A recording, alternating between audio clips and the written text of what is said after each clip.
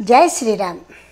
భగవద్భక్తులందరికీ కూడా ఝాన్సీ ఆధ్యాత్మిక ముచ్చట్లకి స్వాగతం, సుస్వాగతం. మనం శ్రీమన్నారాయణీయాన్ని చెప్పుకుంటున్నాము. ఇంతవరకు ప్రథమ స్కందంలో 2 దశకాలను పూర్తి చేసుకున్నాము. 3వ దశకంలోకి అడుగు పెడుతున్నాం.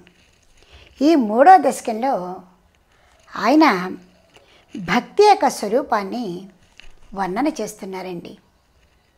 అంటే భక్తికి కూడా స్వరూపం ఉంటుందంటే భక్తి యొక్క స్వరూపమే ఆనందం అండి. ఆనందం. ఆయన ఆ దేవదేవుని యొక్క దివ్య విగ్రహాన్ని చూస్తూ ఆనంద పరవశంతో ఏ విధంగా తన్మయులయ్యారో దానిని మనకి వర్ణిస్తూ ఆ భక్తి వర్ణన ఇక్కడ చేస్తూ ఉన్నారన్నమాట. అందరూ కూడా కలియుగంలో అతి సూక్ష్మంగా కూడా తరించిపోవాలని కృష్ణో రక్షతు మాం చరాచర గురు కృష్ణం నమస్యే సదా కృష్ణేనైవ సురక్షితోహం అసకృత్ కృష్ణాయ దత్తం మనః కృష్ణాదేవ సముద్భవో మమ విభో కృష్ణస్య దాసోస్యం కృష్ణే భక్తి అచంచలాస్తు భగవన్ హే కృష్ణ తుభ్యం నమః. ఆ భగవానుణ్ణి ఎంత అద్భుతంగా ఆయన ప్రార్థన చేస్తున్నారు చూడండి. గురువాయుపురాధీశం విష్ణుం నారాయణం హరిం వాసుదేవం జగన్నాథం కృష్ణం వందే జగద్గురుం. కృష్ణం వందే జగద్గురుం. ఆనంద పారవశ్యంతో ఆయన ఇంతవరకు మనకి దివ్య స్వరూపాన్ని వర్ణించారు. భక్తులందరి కోసమని ఆయన ఈ భూలోకంలో గురువాయూపురంలో సిద్ధంగా ఉన్నారు మనని ఆదరించడం కోసమని ఆయన తన్మయత్వంతో చెప్పారు. ఇప్పుడు భక్తి స్వరూప వర్ణన. ఈ భక్తి కోసమని భగవానుడు మనకి అంటే నారాయణ భట్టతిరి ఏం చెప్తున్నారు విందాం. పఠంతో నామాని ప్రమద భర సింధౌ నిపతితాః. మనం అసలు పదాల్ని పలుకుతుంటేనే దాని యొక్క భావం మనసు లోపలికి వెళ్ళిపోవాలి. పఠంతో నామాని ప్రమద భర సింధౌ నిపతితాః స్మరంతో రూపంతే వరద కథయంతో గుణకథాః చరంతో ఏ భక్త్యా త్వయి ఖలు రమంతే పరమమూన్ అహం ధన్యాన్ మన్యే సమధిగత సర్వాభిలషితాన్. ఈ శ్లోకం ఈ పద్యం 4 పాదాలు చదువుతుంటేనే ఆయన యొక్క భావం మనకి స్పష్టంగా అర్థమైపోతుందండి. పఠంతే నామాని, ఏ నామాలు? ఆ దేవదేవుని యొక్క ఆ వరదుడి యొక్క వరద ఆ దేవదేవుని యొక్క గుణగానాన్ని గుణకథ కథయంతో చూడండి. ఇక్కడ 2వ లైన్లో కథయంతో చెప్పుకుంటూ ఉంటే ఏం చెప్పుకుంటూ ఉండాలి? గుణకథ ఆయన యొక్క వైభవం, ఆయన యొక్క దివ్యమంగళ విగ్రహం, ఆయన భక్తుల్ని ఏ విధంగా రక్షించారు, దుష్ట శిక్షను ఏ విధంగా చేశారు, ఆర్తితో ప్రార్థన చేసిన వాళ్ళు ఏ విధంగా రక్షించారు అనేటువంటి గుణ కథలు ఆయన యొక్క వైభవాన్ని చక్కగా చెప్పుకుంటూ స్మరంతో, అంతేకాదు స్మరించుకుంటూ దేనిని? రూపంతే ఆయన యొక్క దివ్యమంగళ విగ్రహాన్ని స్మరించుకుంటూ తలుచుకుంటూ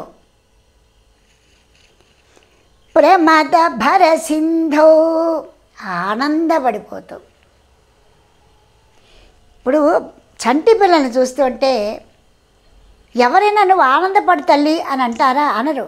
తెలియకుండా తన్మయత్వం చెందిపోతుందండి మనస్సు. ఆనందం తన్నుకుంటూ వచ్చేస్తుంది. అదేవిధంగా ఆ దివ్య మనోహర విగ్రహాన్ని చూస్తుంటే తెలియకుండానే ఆనందం మనసంతా నిండిపోయి తన్నుకుంటూ వచ్చేస్తుంది. ఆ విధంగా ప్రమద భర సింధౌ నిపతిత, ఆనందంలో మునిగి తేలిపోతూ ఉంటాము. ఎందుకు? పఠంతో నామాని, అసలు ఆయన యొక్క గుణకథల్ని వింటుంటే ఆనందం వచ్చేస్తుంది. ఆయన రూపాన్ని తలుచుకుంటుంటే మహదానందం వస్తూ ఉంటుంది. ఆయన నామాల్ని తలుచుకుంటుంటే ఆనందం వచ్చేస్తుంది. అలాంటి ఆనందంలో ప్రమద భర సింధౌ, ఆ ఆనందంలో నిమగ్నమై ఉండిపోతాము. ఎవరైతే చరంతో ఏ భక్త్యా, ఎవరైతే ఆ భక్తి సముద్రంలో మునిగి తేలిపోతూ ఉంటారో, సంచరిస్తూ ఉంటారో, త్వయి ఖలు రమంతే పరమమోన్, అటువంటి భక్తులలా నేను కూడా, ఆ భక్తులందరూ కూడా ఏ విధంగా ఆనందంలో తేలియాడిపోతూ ఉన్నారో అటువంటి ఆనందంలో నేను కూడా తేలియాడిపోతూ ఉండేటువంటి భాగ్యం కలగాలి నాకు. అటువంటి భాగ్యాన్ని ప్రసాదించు. అహం ధన్యాన్, నాకు అదే ధన్యత. అటువంటి వారిని నిన్నే స్మరణ చేస్తూ నీ కోసమే లగ్నమైపోతున్నటువంటి భక్తులందరినీ తలుచుకుంటున్నటువంటి ఆ భాగ్యమే నా భాగ్యము. నిన్ను నీ భక్తుల్ని స్మరణ చేసుకుంటూ ఉండటమే కదా నా యొక్క గొప్ప భాగ్యము. అటువంటి భాగ్యం నాకు దక్కిందయ్యా. మన్యే సమధిగత సర్వ అభిలషాన్, ఎప్పుడైతే నీ రూపాన్ని, నీ గుణగానాన్ని, నీ యొక్క దివ్య వైభవాన్ని, నీ ప్రేమని, నీ కరుణని స్మరణ చేసుకుంటూ ఆనంద పరవశం చెందిపోతున్నామో అప్పుడు సమస్త కోరికలు కూడా అలా నశించిపోతాయి కదా, సమాధిగత అయిపోతాయి కదా. హే భగవాన్, అటువంటి భక్తులు ఎవరెవరు ఉన్నారో వారందరితో పాటు నాకు కూడా ఆ భాగ్యాన్ని కలిగించు అంటూ ఆయన మహా అద్భుతంగా చక్కగా గానం చేస్తూ చెప్పారండి. పఠంతో నామాని, ఇప్పుడు మనకి విష్ణు సహస్రనామాల్లో కూడా ఆయన అదే చెబుతారు. ఎన్నో నామాలు చెబుతారు మనకి. ఆ నామాలన్నీ కూడా తలుచుకుంటే ఆ దివ్యమంగళ విగ్రహం మనకు కనిపిస్తుంది. అంటే యాని నామాని గౌణాని అంటూ ఆయన యొక్క నామాల్ని తలుచుకుంటూ ఆయన యొక్క రూపాన్ని స్మరంతో రూపంతే, ఆయన యొక్క రూపాన్ని తలుచుకుంటూ కథయంతో గుణకథ, కథయంతో చెప్పుకుంటూ దేనిని? గుణకథ, ఆయన యొక్క వైభవాన్ని చెప్పుకుంటూ అందరి భక్తులలాగా నీ యొక్క నిన్ను చూస్తూనే పరమానందపడిపోతున్నటువంటి భక్తులలా నేను కూడా ధన్యత చెందాలి, నేను కూడా ధన్యుణ్ణే అంటూ ఆయన మహదానందపడిపోతున్నారు. ఇక్కడ అన్నమాచార్యులు చక్కటి గీతం రాశారండి. వినరో భాగ్యము విష్ణు కథ, వినరో భాగ్యము విష్ణు కథ, వెనుబలమిదివో విష్ణు కథ, వినరో భాగ్యము విష్ణు కథ. అసలు మహాభాగ్యంట. భగవంతుని యొక్క గుణగానాన్ని ఎక్కడ చెప్తున్నారు అక్కడ అలా కదలకుండా కూర్చుండిపోయి మనస్సు నిగ్రహం చేసుకుని వింటూ ఉంటే మనకు తెలియకుండానే మనసు ఆయన చెంత ఉండిపోతుందండి. మన మనసు కూడా ఆ కృష్ణ భగవానుని పాదాల మీదే ఉండిపోతుంది ఆ కథాగానాన్ని వింటూ ఉంటే. ఆ విధంగా ఆ విష్ణు కథని వింటూ ఉంటే అదే మహాభాగ్యం కదా, అదే మనకి వెన్నుదన్ను కదా. ఆది నుండి సంధ్యాది విధులలో వేదం బైనది విష్ణు కథ. ఆయన చెప్తున్నాడు, ఈవేళ నిన్న వచ్చిందనుకుంటున్నారేమో, కాదు. ఆది నుండి సంధ్యాది విధులలో వేదం బైనది విష్ణు కథ నాదించే నిదే నరనాదులచే. ఆహా, నారద మహర్షి బ్రహ్మ మానస పుత్రుడైన ఆ నారద వంటి మహర్షులందరూ కూడా ఎక్కడ ఎలా పాడుతున్నారో చూడండి. ఆనంద పరవశం చెందిపోతారు. వీధి వీధులనే విష్ణు కథ, వీధి వీధులలో కూడా తిరుగుతూ మహదానందపడిపోతూ గానం చేస్తున్నారండి. అటువంటి విష్ణు కథని చూసి నీ భక్తులు ఏ భక్తులైతే ఈ గుణగానాన్ని చూస్తూ ఆనందపడిపోతున్నారో అటువంటి భక్తులలో నన్ను కూడా చేర్చుకోవయ్యా. నాకు కూడా నేను ఆనందపడిపోతున్నా, అయినా కూడా ఏమో ఇంకా తక్కువ ఆనందపడిపోతున్నానేమో, అంత ఆనందాన్ని నాకు కలిగించయ్యా అంటూ వదలక వేదవ్యాసులు నుడి విన విదిత పావనము విష్ణు కథ. అయిపోయిందిలే, తృప్తి పొందుదాంలే అని కూడా అనిపించలేట వేదవ్యాస మహర్షికి.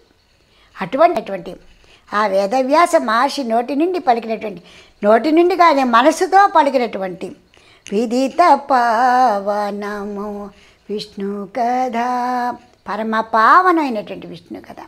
అటువంటి విష్ణు కథ సదనం బైనది సంకీర్తనయై. ఆహాహా, వాళ్ళు పాడుతుంటే వీధి వీధులలో కూడా ప్రతి వాళ్ళు కూడా పాడుకుంటున్నారటండి. ఆ గుణగానాన్ని ఎంతో సులభము, ఆనందము, అద్వితీయము. అటువంటి గుణగానాన్ని నారదాది మహర్షులు గుణగానం చేస్తూ వీధుల మడి తిరుగుతూ ఉంటే అందరికీ కూడా మనస్సు తెలియకుండానే మనసుతో నోటితో పలుకుతోందిట. సంకీర్తనయై వెదకిన చోటనే విష్ణు కథ. ఇక్కడ అక్కడ అని లేదు, ఈ సందు ఆ సందు లేదు, ఈ లోకం ఆ లోకం అని లేదు. సమస్తములో కూడా అలాగా ప్రతిధ్వనిస్తూ ఆ విష్ణునామం జరుగుతోంది కదా. అటువంటి గుణగానాన్ని చేసుకుంటూ అటువంటి గుణకథలతో ఆనందపడిపోతున్నటువంటి ఆ భక్తులని, ఆ భక్తుల కింద నన్ను కూడా చేర్చుకో, నన్ను కూడా ఒక భక్తుడిగా భావించిన ఆయన అంటూ గొల్లెతలు. ఆహా, ఇంకా చెప్తున్నాడు చూడండి. గొల్లెతలు చల్లలు కొని చిలుకగా. ఓహో, అతి సామాన్యులు గొల్లవనితల నాయన సంసారం ఈదుకుంటూ సంపాదన కోసమని చక్కగా చల్ల చిలుక్కొని ఆ చల్ల తీసుకొని వెన్న తీసుకొని అమ్ముకోవడం కాసి పెడుతున్నప్పుడు కూడా వాళ్ళు నడుస్తూ కూడా పదంలో కూడా ప్రతి పదంలో కూడా ప్రతి అడుగులో కూడా నీ నామస్మరణ చేసుకుంటూ నిన్ను పాడుకుంటూ వెళ్ళిపోతున్నారు. హే కృష్ణ, హే ముకుంద, హే కేశవ అని, హే నారాయణ అనుకుంటావు కదా. వెళ్ళి వీరి గొల్లెతలు చల్లలు కొని చిలుకగా వెళ్ళి విరియాయే విష్ణు కథ. ఇంటింటికి తిరుగుతో వీధి వీధి తిరుగుతో నీ గుణగానాన్ని చేస్తుంటే వినని వారు కదా ఎవరినమ్మా నువ్వు ఎవరినమ్మా స్మరిస్తున్నావు, ఇంత మధురంగా ఉంది, నీవు ఇస్తోన్న వెన్న కన్నా నీవు తెస్తోన్న నీ మజ్జిగ కన్నా కూడా మధురంగా ఉంది కదమ్మా ఈ నామస్మరణ అంటూ ప్రతి వాళ్ళు అడుగుతున్నారట. అటువంటి గుణగానాన్ని చేస్తున్నారయ్యా అందరూ కూడా ఆనంద పరవశం చెందిపోతారు. ఇల్లిదే శ్రీ వెంకటేశ్వరు నామము వెళ్ళి గొల్లిపెని విష్ణు కథ వినరో భాగ్యము విష్ణు కథ. ఈ విధంగా ఆయన మహదానందపడిపోతే చెప్తున్నారండి. నేను ఏదో బాధని తీర్చుకుందామని వచ్చాను, అంతా మర్చిపోయానయ్యా. నీ యొక్క సౌందర్యాన్ని, నీ గుణగానాన్ని చూసుకుంటూ నీ గుణగానాన్ని చేస్తున్నటువంటి భక్తుల చెంత చేరి నేను పరవశమందపడిపోతున్నానయ్యా, పరవశమందుతున్నానయ్యా. ప్రమద బల సింధో నిపతితాహ, ఆనందంలో మగ్నిపోతున్నానయ్యా, నిమగ్నమైపోతున్నానయ్యా అంటూ ఆయన ఎంతో అద్భుతంగా చెప్పారండి. మనందరూ కూడా ఆ ఆ దేవదేవుని ఆ విధంగా కీర్తన చేసుకుంటూ ఇంకా ఏం చెప్తున్నారు విందాం. ఆనందపడిపోతున్న ఆయన ఈ శ్లోకంలో ఇంకా ఏం మనకు అందిస్తున్నారో చూద్దాం. గద క్లిష్టం కష్టం తమ చరణ సేవా రసభరేతి. గద క్లిష్టం కష్టం. ఎంత ఆనందపడిపోతున్నా కూడా ఆయన ఒక మాట అన్నారు, మనం కూడా చూడండి. గద క్లిష్టం కష్టం తవ చరణ సేవా రసభరేతి అప్యన్నాసక్తం చిత్తం భవతి బత విష్ణో కురు దయాం. భవత్పాదాంభోజ స్మరణ రసికో నామ నివహాన్. అహం గాయం గాయం కుహచన విపత్స్యామి విజనే.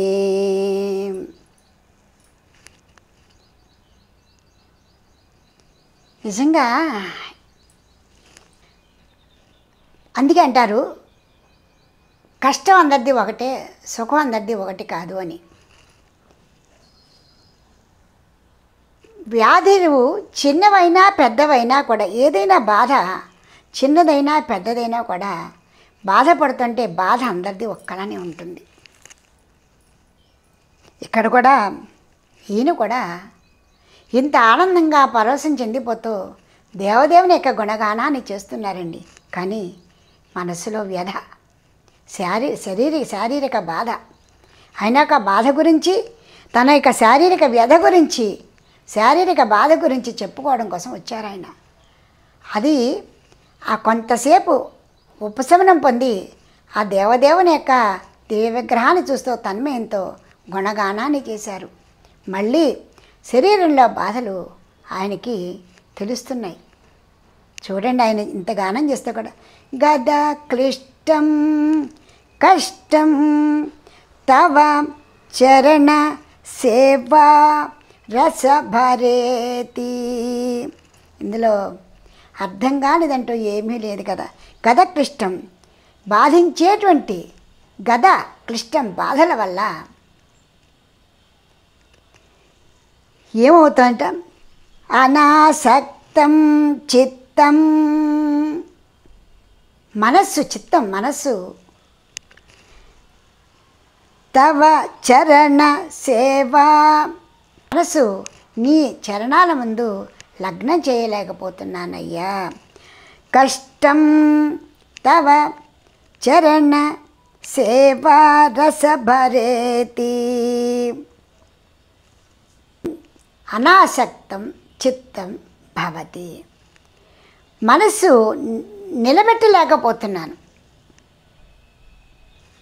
నీ గుణగానాన్ని చూసి ఆనందపడిపోతున్నాను, నీ రూపాన్ని చూసి తన్మయత్వం చెందిపోతున్నాను. కానీ క్షణమాత్రమే, మరుక్షణాలలో నా వ్యాధికి నా మనసు నిగ్రహాన్ని చూపించలేకపోతోంది. బాధకే లొంగిపోతోంది, వివసురాలైపోతోంది మనస్సు.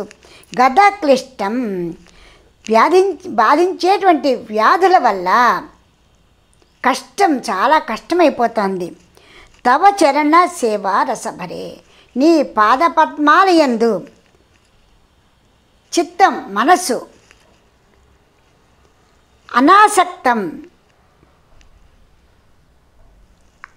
ఆసక్తి చూపించలేకపోతోంది, మనసు నిగ్రహంతో ఉంచలేకపోతుందయ్యా. పరిపూర్ణమైనటువంటి మనసుతో లగ్నం చేసి నీ ధ్యానం చేయలేకపోతుందయ్యా. దానికి కారణం గద క్లిష్టం, బాధించేటువంటి వ్యాధులు. నా శరీరాన్ని ఏ వ్యాధి అయితే నన్ను బాధిస్తుందో దాని కారణంగా నేను పూర్ణంగా లగ్నం చేయలేకపోతున్నాను అంటూ ఆయన కురు దయాం. కాబట్టి నన్ను దయ చూడండి, నాపై దయ చూపవయ్యా నాయన అంటూ ఆయన ప్రార్థన చేశాడు. మనం కూడా ఇంచుమించుగా అందరూ కూడా కాలు నొప్పో, చెయ్యి నొప్పో, మోకాళ్ళ నొప్పో, తల నొప్పో, ఏదో ఒకటి శరీరంలో బాధ పడుతూనే ఉన్నాము. ఏదో విధంగా ఆ బాధ మనని బాధ పెడుతూనే ఉంది. ఆయన తన బాధను తగ్గించుకోవటం కోసమని ఇంకా నీవే తప్ప ఇతప్పరం బెరుగా అని గజేంద్రుడు ఏ విధంగా ఆ విష్ణు భగవానుని యొక్క శరణు తెచ్చాడో అదేవిధంగా మనందరం కూడా మందులు వేసుకోవడం తప్పని కాదు, కానీ పూర్ణంగా ఆ దేవదేవుని యొక్క పాదాలపై నమ్మకాన్ని ఉంచాలి, ధ్యానం చేసుకోవాలి, భారం ఆయన పైన వేయాలి అని ఆ నారాయణ భట్టతిరి కూడా చెబుతున్నారు మనకి. మనందరం కూడా మన యొక్క బాధని నివారించి మనసు లగ్నం చేయవయ్యా, మా అందరి మనసు కూడా నీ పాదాల చెంతే ఉంచేట్టుగా మాకు ఆ భాగ్యాన్ని ప్రసాదించవయ్యా అంటూ ప్రార్థన చేద్దాం. అనాసక్తం చిత్తం భవతి బత విష్ణో కురుదయాం.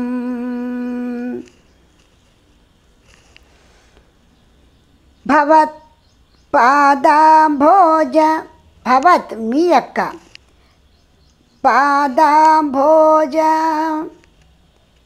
పాదపద్మాలు యందు స్మరణ చేసుకునేటువంటి మనసు లగ్నం చేసేటువంటి రసికో నామ నివహాన్ ఆ భాగ్యాన్ని ప్రసాదించవయ్యా. ఆ చరణ కమలాలని ధ్యానించేటువంటి భాగ్యాన్నే ప్రసాదించు మాకు, ఆ లగ్నం చేసేటువంటి శక్తిని ఇవ్వయ్యా. అహం గాయం గాయం కుహచన విపత్స్యామి విజనే. అహం నేను గాయం గాయం అనుక్షణము కూడా స్మరణ చేసుకుంటూ ఉంటాను, నీ దివ్య నామ సంకీర్తన చేసుకుంటూ ఉంటాను. ఎక్కడ కుహచన విపత్స్యామి విజనే ఎవరికీ కనిపించకుండా, విజనే ఎవరికీ కనిపించకుండా ఒక ఏకాంత ప్రదేశంలోకి వెళ్ళి ధ్యానం చేసుకుంటూ ఉంటాను. అయితే నేను ధ్యానం చేసుకోవాలి అని కోరుకుంటున్నాను, నా మనస్సును లగ్నం చేయించేటువంటి బాధ్యత మాత్రం నీదేనయ్యా. ఈ నా శరీరానికి ఉన్నటువంటి బాధల వల్ల నేను నా మనసు లగ్నం చేయలేకపోతున్నాను, నీ దివ్య నామస్మరణ చేయలేకపోతున్నాను, నీ దివ్య సుందర రూపాన్ని చూడలేకపోతున్నాను. అనుక్షణము ఈ బాధ వల్ల నేను ఎలాంటి ప్రశాంతతని పొందలేకపోతున్నాను, ఏకాగ్రత లేదు. కాబట్టి నాయనా నన్ను ఇలాంటి ఒకటి శారీరకమైనటువంటి బాధ, రెండోది మనసు నిలపలేకపోతున్నాను అనేటువంటి మానసిక బాధ, ఈ విధమైనటువంటి బాధల నుంచి నన్ను రక్షించవయ్యా. అనుక్షణము నీ స్మరణ చేసుకుంటూ ఎవ్వరికీ కనిపించకుండా ఏకాంతంగా ధ్యానం చేసుకుంటాను, నాకు ఈ మహద్భాగ్యాన్ని ప్రసాదించు అంటూ ఆయన చక్కగా పాడారండి, చక్కగా ప్రార్థన చేశారండి. గద క్లిష్టం కష్టం తవ చరణ సేవా రసభరేతి అనాసక్తం చిత్తం భవతి బత విష్ణు. మహానుభావ విష్ణు కురుదయాం భవత్పాదాంభోజ స్మరణ రసికో నామ నివహాన్. అహం గాయం గాయం కుహచన విపత్స్యామి విజనే. అందుకే మనకి కూడా భగవంతుని దగ్గరికి వెళ్ళినప్పుడు ఒంటరిగా కూర్చోమంటారు, భగవంతుని యొక్క గుణగానం వింటున్నప్పుడు ఒంటరిగా ఉండమంటారు. ఎందుకంటే ఒకటి మన మనసులో మన చాలా అల్లరి పెడుతూ ఉంటుంది విననివ్వకుండా. అది కాకుండా తెలిసిన వాళ్ళు ఇరుగు పొరుగు వాళ్ళు ఎవరన్నా చేరితే వాళ్ళు కూడా ఏదో మాట్లాడతారు. బాహ్యంగా మనకి గోల, మనసులో ఈ గొడవలని లేకుండా ఉండటం కోసమని ఒంటరిగా వెళ్ళండి గుడికి, ఒంటరిగా భగవంతుని ధ్యానం చేయండి అని చెప్తారనమాట. ఎప్పుడు కూడా పూర్వకాలం ఎన్నో చెప్పేవారండి మనకి. అలాగా ఆయన నారాయణ భట్టతిరి ఈ విధంగా చక్కగా ధ్యానం చేస్తున్నారండి. మనందరం కూడా ఆ విధంగా ధ్యానం చేసుకుంటూ మనకి ఇంత అంత నొప్పులుంటే ఆ నొప్పులన్నీ మాకు యోగం ప్రకారం కర్మయోగం తప్పదు. మనకి పూర్వజన్మ కర్మానుసారం ఏదేది శరీరంతో మనం భరించాలో అన్నీ భరించడం తప్పదు. అయితే ఉపశమనం మందులు వేసుకుంటూ ఏ విధంగా ఉపశమనాన్ని పొందుతున్నామో, అయితే మనసుకి ప్రశాంతత, ధైర్యము, స్థైర్యం ఇచ్చేటువంటిది భగవంతుని యొక్క గుణగానం. కాబట్టి నిరంతరము కూడా ఆ గుణగానాన్ని పాడుకుంటూ నిశ్చింతగా భగవంతుని యొక్క సాన్నిధ్యంలో గడుపుదాం. ఇంకా ఆయన మనకేం చెప్తున్నారో విందామా? కృపాతే జాతా చేత్ కిమివ నహి లభ్యం తనుభృతాం మదీయ క్లేశౌఘ ప్రశమన దశ నామ కియతి నకే లోకేస్మిన్ నిశమయి శోకాభిరహిత భవద్భక్త ముక్త సుఖగతిం అసక్త విదధతే. మహానుభావ స్వామి, కృపా తే జాత చేత్, నీ యొక్క అనుగ్రహం లభిస్తే క్షణం పట్టదండి. కన్ను రెప్ప మూసి తెరిచే లోపల అన్నీ పోతాయి. ఆయన యొక్క అనుగ్రహం ఉంటే మనకి ఏమీ తెలియదు, ఆయన చూసుకుంటూ ఉంటాడు. ఏదో డాక్టర్ వచ్చి మొత్తం మంది ఇస్తే మనం కదలకుండా పడుకుంటాం అంతే. ఏ నొప్పి మనది ఇది ఆయన పొట్టంతా కోసేసి అన్నీ తీసి పేగులు బయట పడేసినా మనకేమీ తెలియదు. అన్నీ ఉతికి గుంజి ఆరేసి మళ్ళీ పొట్టలో దోపేసినా కూడా మనకేం తెలియదు, ఎందుకంటే మత్తులో ఉంటాం. అదేవిధంగా ఆ భగవంతుని యొక్క అనుగ్రహం, మత్తు అనేటువంటి అనుగ్రహం లభిస్తే కిం ఇవ నహి లభ్యం, లభించనిది పొందలేనిది అటువంటిది ఏదైనా ఉంటుందా? ఉండదు. సమస్తము పొందగలుగుతాము. కిం ఇవ నహి అలభ్యం, ఏది కూడా అలభ్యం కాదు. సమస్తము కూడా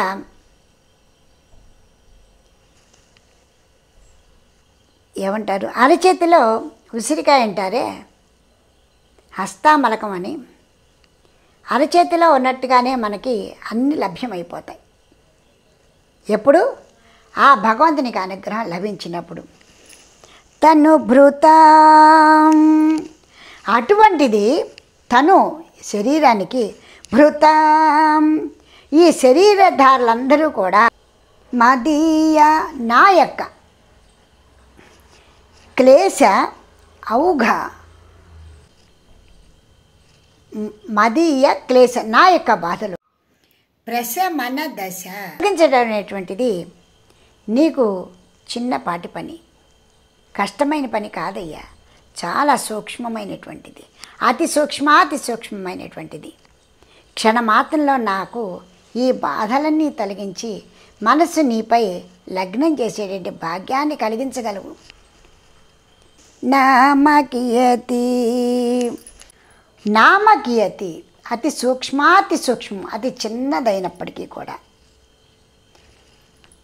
నకే లోకేస్మిన్, నాకే దీనికోసం, లోకే అస్మిన్,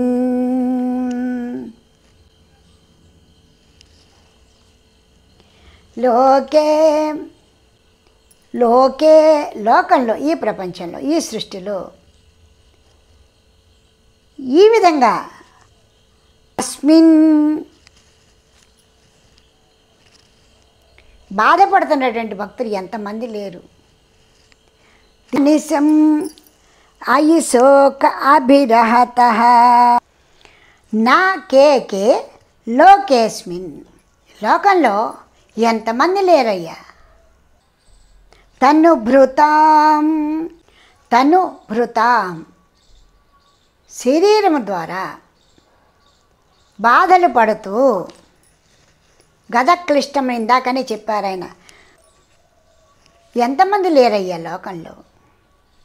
వారందరూ కూడా మదీయ క్లేశ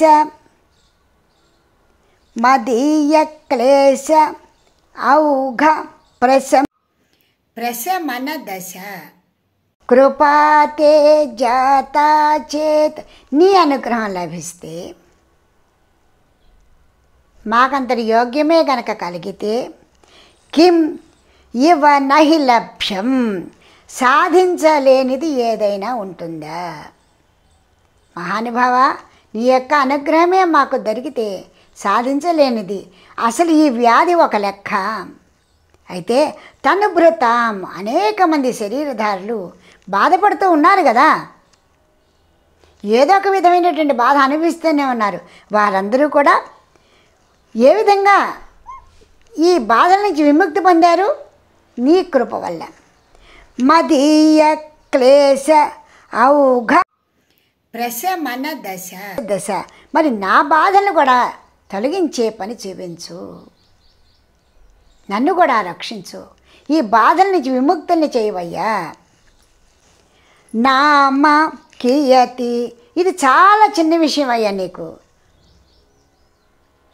మహానుభావ, ఓ విశ్వాంతరాత్ముడా, అతి స్వల్పమైనది ఈ విషయం. నా శారీరక బాధ అనేది నీకు చాలా చిన్న విషయం, అల్పమైన విషయం, నన్ను కూడా రక్షించవయ్యా. అనిశం అయి శోక అభిరహిత,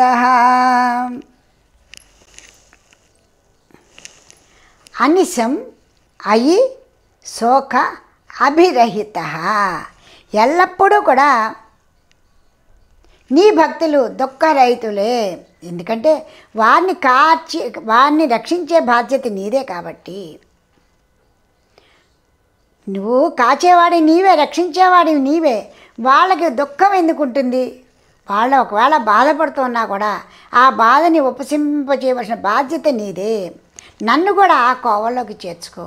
నా ప్రార్థన మన్నించి నా శారీరక బాధను తొలగించి నా మనసు నీపై లగ్నం చేసేటువంటి భాగ్యాన్ని ఇవ్వవయ్యా. భవద్భక్త, నీ యొక్క భక్తులు.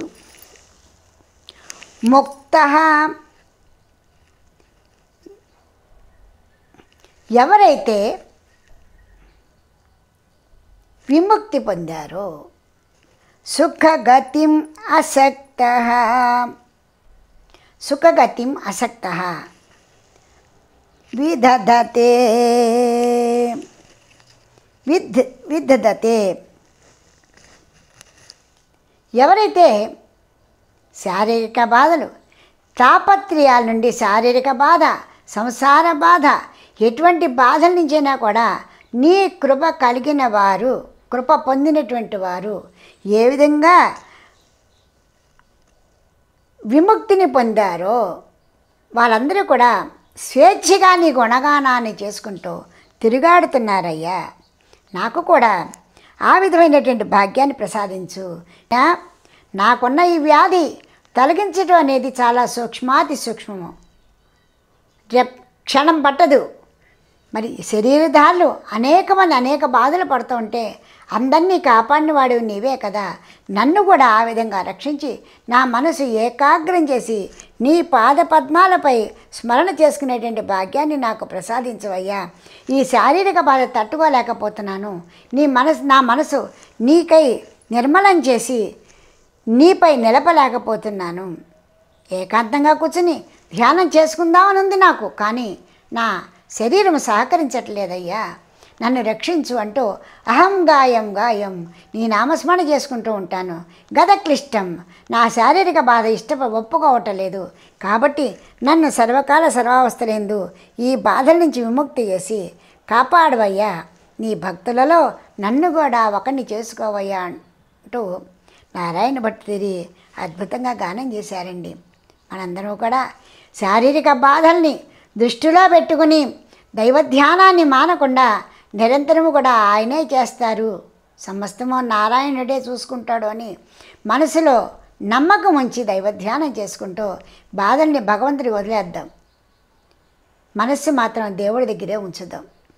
ఇంకా వచ్చే సంచికలో ఆయన ఇంకా ఏ విధంగా మనందరికీ కూడా ఉపశమన వాక్యాలు పలుకుతున్నారో విందాం. కృపాతే జాతా చేత్ కిమివ నహి లభ్యం తనుభృతాం మదీయ క్లేశౌఘ ప్రశమన దశ नाम कियति न के लोकेऽस्मिन् अनिशमयि शोकाभिरहिताः भवद्भक्ता मुक्ताः सुखगतिम् अशक्ता विदधते. ఇంకేం కావాలండి? అన్ని బాధలు తీర్చమని ఆయన చక్కగా ప్రార్థన చేస్తున్నాడు. మనందరూ కూడా ఆ విధంగా ప్రార్థన చేసుకుంటూ వచ్చే సంచికలో మరికొన్ని శ్లోకాన్ని తెలుసుకుందాం. ఇప్పటికి స్వస్తి. జై శ్రీరామ్. మీకు ఈ వీడియో నచ్చితే లైక్ చేయండి, షేర్ చేయండి, సబ్స్క్రైబ్ చేయండి.